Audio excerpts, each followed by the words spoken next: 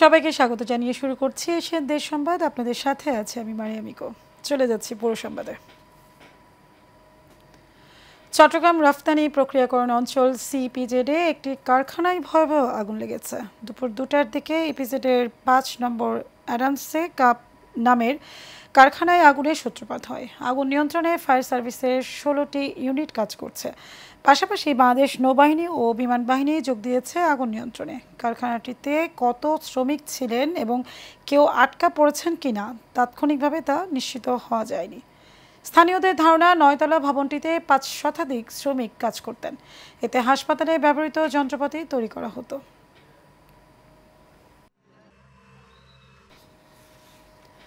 বিচার কাজকে প্রযুক্তির দিক দিয়ে আরও আধুনিকায়ন করা হচ্ছে জানিয়ে শেখ হাসিনার বিচার নিয়ে অ্যাটর্নি জেনারেল মোহাম্মদ আসাদুজ্জামান বলেছেন, দেশের ইতিহাসে এর চেয়ে স্বচ্ছ বিচার কখনো হয়নি। ইতিহাসে প্রথমবারের মতো মামলার ট্রায়াল টেলিভিশনে সরাসরি সম্প্রচার হয়েছে।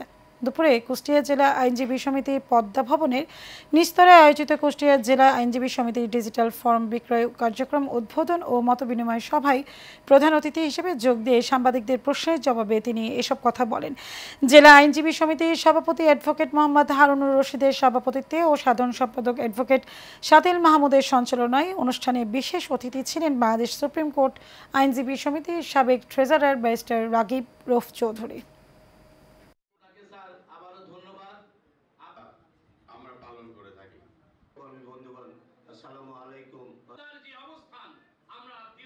কিছু বিচার তো সাক্ষী শেষ হয়ে আর্গুমেন্ট স্টেজে আছে, কিছু বিচার সাক্ষী পর্যায়ে আছে। এর থেকে দ্রুত গতিতে করলে তখন আবার সবাই বলবে জাস্টিস হারির, জাস্টিস বাড়ির।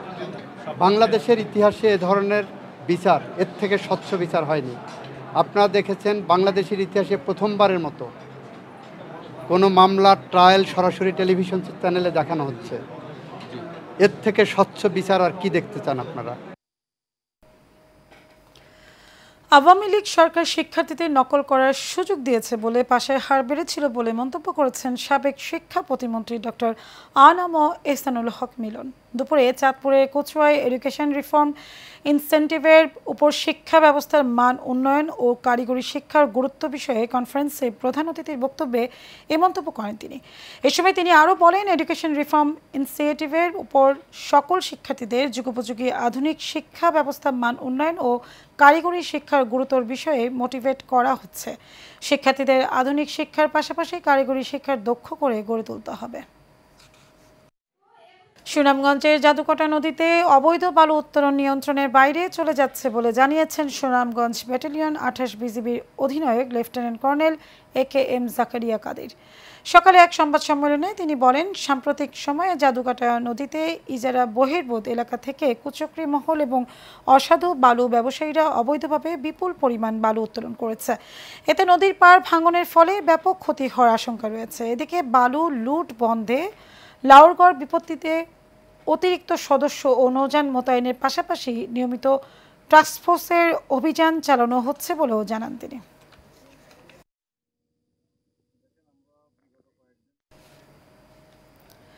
গাজীপুর মহানগরের 13 নম্বর ওয়ার্ড জাতীয়তাবাদী ছাত্রদলের কেন্দ্রীয় কার্যনির্বাহী পরিষদের সাবেক সদস্য তাজুল ইসলাম মিল্টনের সার্বিক সহযোগিতায় জনসাধারণের মাঝে ফ্রি চিকিৎসা সেবা দেওয়া হয়েছে। বুধবার স্থানীয় ফার্স্ট আই হসপিটাল বোর্ড বাজারের উদ্যোগে বিনামূল্যে চোখের প্রাথমিক চিকিৎসা ও ছানি অপারেশনের জন্য বাছাই কার্যক্রম পরিচালিত হয়। এ বিষয়ে তাজুল ইসলাম মিল্টন বলেন, চোখ হচ্ছে মানবদেহের মূল্যবান অঙ্গ। অনেক নবীন প্রবীণ মানুষ টাকার অভাবে চিকিৎসা থেকে বঞ্চিত। এই অধিকার বঞ্চিত মানুষগুলোর সমস্যা সমাধানের জন্যই স্থানীয় যুব সমাজকে সাথে নিয়ে অভিজ্ঞ ডাক্তারের মাধ্যমে এই চিকিৎসা সেবার আয়োজন। চিকিৎসা সেবার পাশাপাশি বিনামূল্যে ওষুধও বিতরণ করা হয়েছে। নরসিংদী ইন্ডিপেন্ডেন্ট কলেজের এইচএসসি পরীক্ষার অভূতপূর্ব সাফল্য সন্তুষ্টি ও আনন্দ প্রকাশ করেছেন কলেজের শিক্ষক, শিক্ষার্থী ও অভিভাবকরা। এ উপলক্ষে কলেজ প্রাঙ্গণে এক দোয়া ও মিলাদ মাহফিলের আয়োজন করা হয়। কলেজের অধ্যক্ষ ডক্টর মশিউর রহমান মৃধার সভাপতিত্বে অনুষ্ঠানে উপস্থিত ছিলেন কলেজের শিক্ষক, শিক্ষিকা, কর্মকর্তা, কর্মচারী ও শিক্ষার্থীবৃন্দ।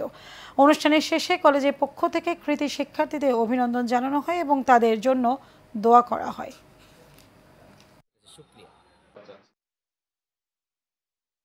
অতীতের মতোই যেন আমি আমার বাংলাদেশ সেনাবাহিনী অরেঞ্জ কোরের রিক্রুট ব্যাচ 2025-এ সেনাবাহিনী প্রধান কুচকাওয়াজ অনুষ্ঠিত হয়েছে। রাজেন্দ্রপুর ক্যান্টনমেন্ট সেনানিবাস অরেঞ্জ সেন্টার অ্যান্ড স্কুলে কুচকাওয়াজটি হয়। অনুষ্ঠানে প্রধান অতিথি হিসেবে মেজর জেনারেল মোহাম্মদ মোস্তাগাউস রহমান খান কুচকাওয়াজ পরিদর্শন ও অভিবাদন গ্রহণ করেন। এ সময় তিনি দেশমাতৃকার সেবায় অর্ডিন্যান্স কোরের অবদানের কথা উল্লেখ করে সকল চ্যালেঞ্জ মোকাবেলায় প্রস্তুত থাকার জন্য নবীন সৈনিকদের আহ্বান জানান। অনুষ্ঠানে ঊর্ধ্বতন কর্মকর্তারা উপস্থিত ছিলেন।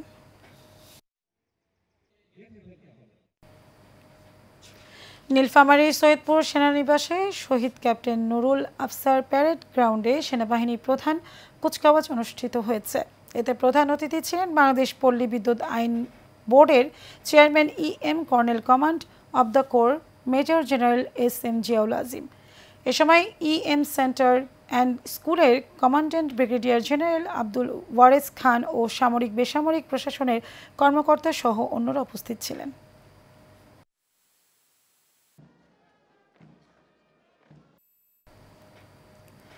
টাঙ্গাইলের গোপালপুরে জাকের পার্টির জনসভা ও র্যালি হয়েছে। হেমনগর ইউনিয়ন জাকের পার্টির সভাপতি মোহাম্মদ চান মিয়ার সভাপতিত্বে এতে প্রধান অতিথির বক্তব্য রাখেন টাঙ্গাইল জেলা পশ্চিম জাকের পার্টির সভাপতি ও টাঙ্গাইল 2 আসন থেকে জাকের পার্টির এমপি প্রার্থী মোহাম্মদ এনামুল হক মঞ্জু। টাঙ্গাইল জেলা পশ্চিম জাকের পার্টির সাধারণ সম্পাদক মোহাম্মদ ফিরোজ আহমেদ ছাড়াও জেলা উপজেলা ও ইউনিয়ন শাখার নেতৃবৃন্দ অনুষ্ঠানে উপস্থিত ছিলেন।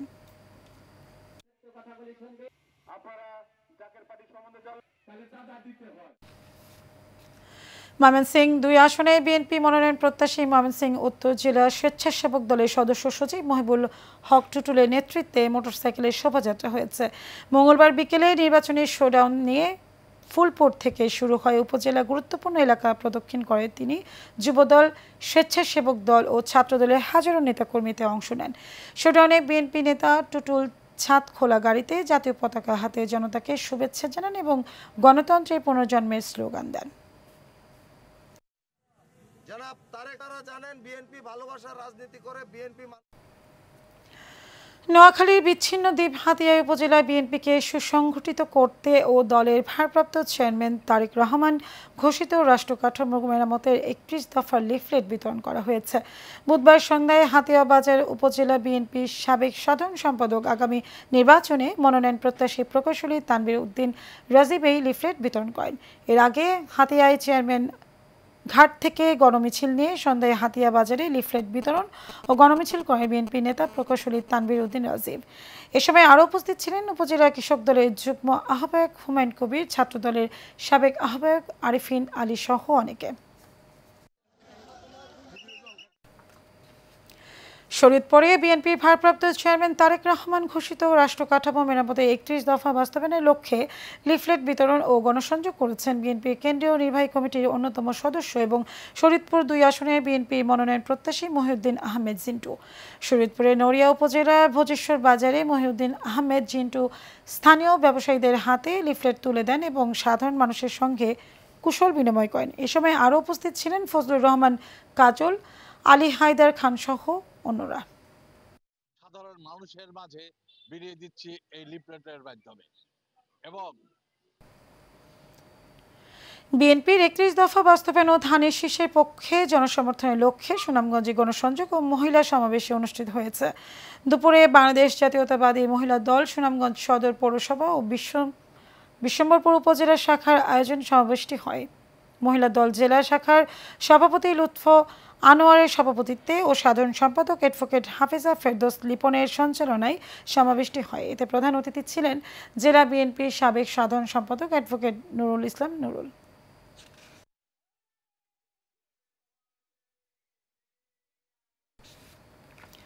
ময়মনসিংহে ধোবাউড়া বাজারে বিএনপির ভারপ্রাপ্ত চেয়ারম্যান তারেক রহমানের 31 দফা নিয়ে ব্যবসায়ী ও জনসাধারণের মাঝে লিফলেট বিতরণ করেন বিএনপি নেতা সালমান ওমর রুবেল।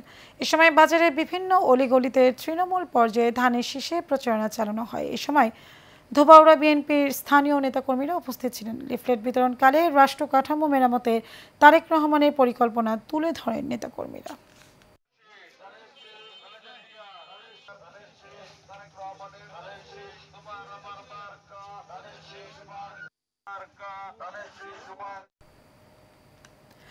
মানিকগঞ্জের সাটুরিয়ায় এলজিইডি সড়কের কোর রোড নেটওয়ার্ক ও সড়ক অগ্রাধিকার নির্ধারণ বিষয়ক কর্মশালা অনুষ্ঠিত হয়েছে।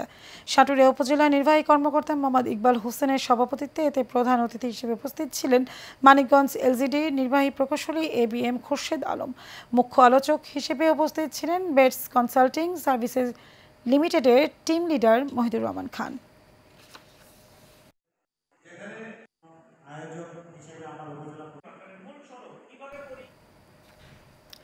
চাঁদপুরে কচুয়ায় ৩০তম জাতীয় হিফজুল কোরআন প্রতিযোগিতা ও পুরস্কার বিতরণ অনুষ্ঠিত হয়েছে। কচুয়া উপজেলায় কোয়া চাঁদপুর জামিয়া ইসলামিয়া দারুস সুন্নাহ ও এতিমখানা মাদ্রাসার মিলনায়তনে বাংলাদেশ হিফজুল কোরআন ফাউন্ডেশন কচুয়া উপজেলা শাখার আয়োজনে দিনব্যাপী এই প্রতিযোগিতা হয়। কচুয়া উপজেলার বিভিন্ন মাদ্রাসা থেকে ৩৫০ শতাধিক হাফেজ এতে অংশগ্রহণ করেন। জামিয়া ইসলামিয়া দারুস সুন্নাহ ও এতিমখানা মাদ্রাসার প্রতিষ্ঠাতা আলহাজ মোহাম্মদ খোরশেদ আলমের পৃষ্ঠপোষকতায় ও সার্বিক সহযোগিতায় প্রতিযোগিতায় প্রধান বিচারক ছিলেন বাংলাদেশ হিফজুল কোরআন ফাউন্ডেশনের চেয়ারম্যান শাইখ আব্দুল হক। বরিশালের আগালছড়া উপজেলা পরিষদ চত্বরে বিশ্ব হাত ধোয়া দিবস ২০২৫ উপলক্ষে র্যালি ও আলোচনা সভা অনুষ্ঠিত হয়েছে। উপজেলা জনস্বাস্থ্য প্রকৌশল অধিদপ্তরের সহকারী প্রকৌশলী SM আবুল কালাম আজাদের সভাপতিত্বে অনুষ্ঠানে প্রধান অতিথি হিসেবে উপস্থিত ছিলেন উপজেলা সহকারী কমিশনার ভূমি বাইজিদ সর্দার। এছাড়া উপজেলা প্রেস ক্লাবের সভাপতি HM মাসুম, যুগ্ম সাধারণ সম্পাদক বিকাশ রায় সহ আরও অনেকেই উপস্থিত ছিলেন। গাইবান্ধা প্রেস ক্লাবে ভবনের ২য় তলায় সম্প্রসারণের কাজের উদ্বোধন করা হয়েছে। আজ জেলা প্রশাসক চৌধুরী মোয়াজ্জেম আহমেদ সম্প্রসারণ কাজের উদ্বোধন করেন। এ সময় প্রেস ক্লাবের উপদেষ্টা KM রেজাউল হক সভাপতি, অমিতাভ দাস, হিমন সাধারণ সম্পাদক ইদ্রিসুজ্জামান মোনা, সাংগঠনিক সম্পাদক পিটন সহ অন্যরা উপস্থিত ছিলেন।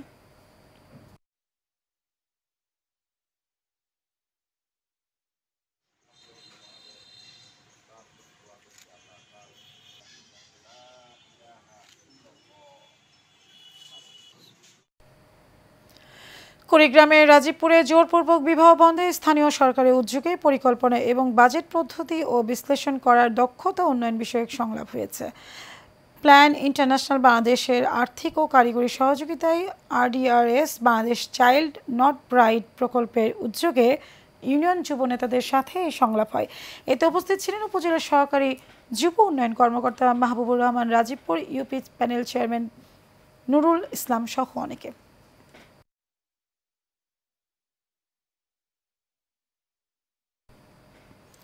দর্শক, এশিয়ান দেশ সংবাদ এই পর্যন্তই। আমাদের পরবর্তী সংবাদ দেখার আমন্ত্রণ রইল। ধন্যবাদ সবাইকে।